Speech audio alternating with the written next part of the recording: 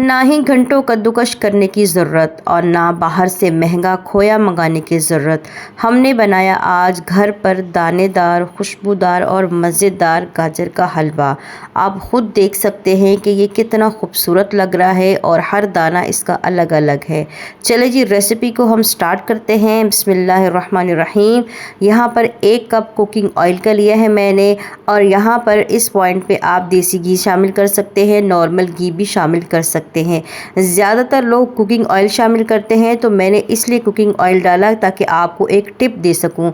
वो इसलिए कि जब आप कुकिंग ऑयल शामिल करें तो 3 हरी इलायचियाँ या 4 हरी इलायचियाँ आप ज़रूर डाला करें, क्योंकि जब हमारा हलवा तैयार हो जाता है तो कुकिंग ऑयल की स्मेल आती है, तो इलायची डालने से आपको स्मेल बिल्कुल भी नहीं आएगी।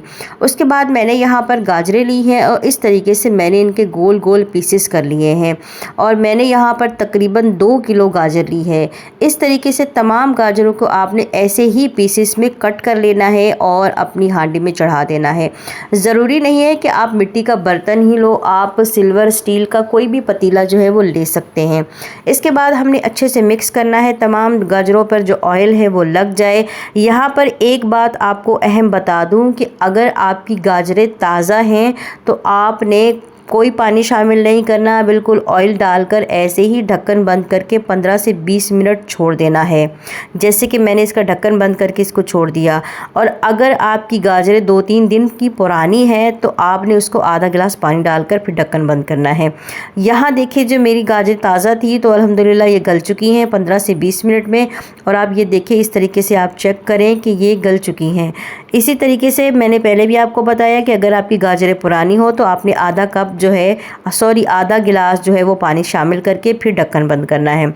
गाजरें जो है वो रेडी हो चुकी हैं, इसका पानी खुश्क हो चुका है और ऑयल जो देखें जो है वो इसका ऊपर जो है आ चुका है, नीचे से चमक रहा है इसका ऑयल। इस पॉइंट पे आपने कोई मैशर ले लेना इस तरीके से, या कोई हामल दस्ता ले लें, अच्छे तरीके से उसको हमने मैश कर देना है जैसे कि ये मैंने किया है।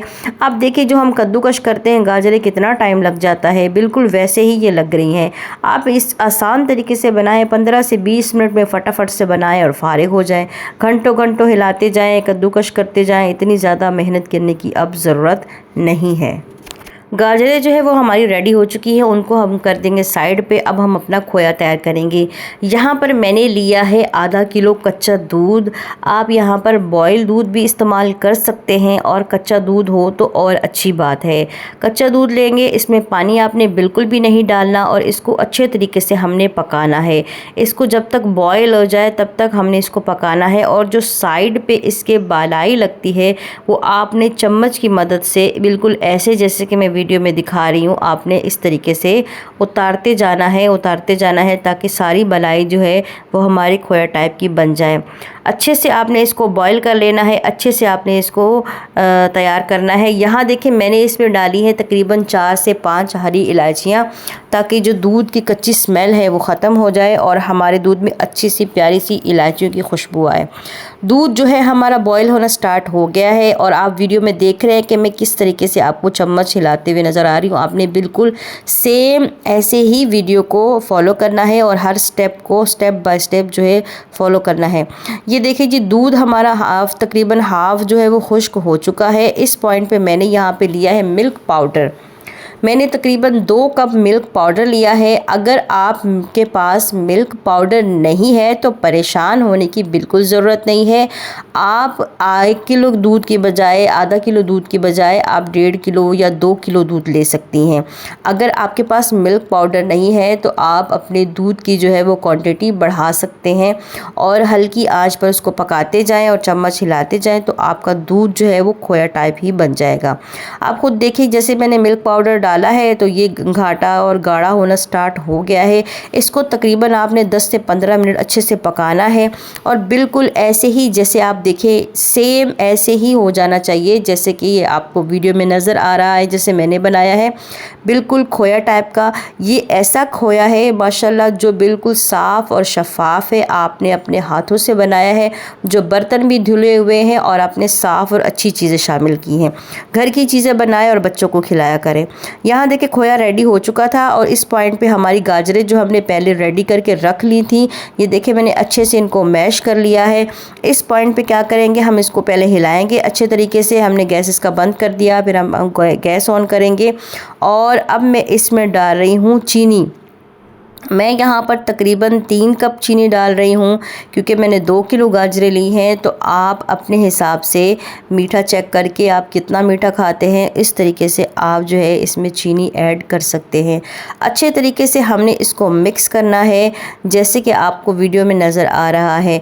और अगर आपको ये वीडियो फ़ायदेमंद लगती है और आपको पसंद आ रही है, आपको लगता है कि मैंने आपके लिए कोई आसान चीज़ बनाई है, तो प्लीज़ मेरे चैनल को सब्सक्राइब कर लें। फ्रेंड्स एंड फैमिली के साथ भी शेयर करें ताकि उनको भी फ़ायदा हो।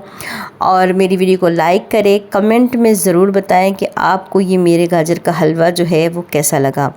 ठीक हो गया। यहाँ देखिए जो हमारी गाजरें हैं वो रेडी हो चुकी हैं। जो चीनी हमने डाली थी वो मेल्ट हो चुकी है, खुश्क हो चुकी है और गाजरों की जो चमक है वो बता रही है कि गाजर का हलवा बहुत अच्छा बना है।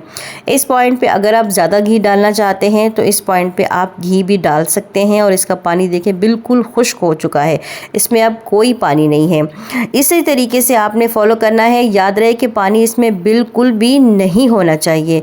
इसके बाद जो ये देखिए हमने खोया तैयार किया था, बिल्कुल सेम देखिए बाहर के खोए की तरह लग रहा है। इसको अच्छे से देखिए कितना पकाया है कि ये बिल्कुल खुश्क हो गया है।